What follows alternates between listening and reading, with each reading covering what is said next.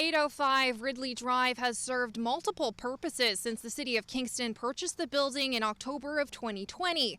Soon, it could be the home for the city's most vulnerable women and mothers. Initially, the former Fairfield Manor West retirement residency was intended to get more of the unhoused off the streets as the COVID-19 pandemic raged.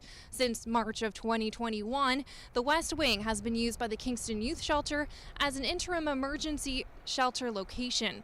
According to a staff report, the decision to turn the East Wing into the housing for women and mothers is based on a review of the unique challenges homeless women face. It's definitely a need that we've seen, a need for dedicated space, dedicated transitional supportive housing for women. In 2021, 127 or 35% of people using Kingston's emergency shelter system identified as women.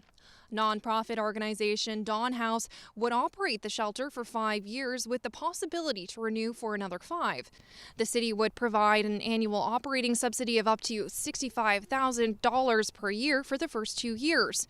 Between purchasing the building and renovations needed to repair damage from flooding, the city will have spent roughly $5.5 million to get the residents ready for its new occupants. I think it's a real illustration of how housing is expensive and it takes time to bring online. In this case, it's great to have a partnership with the federal government to take those dollars to be able to help renovate this property.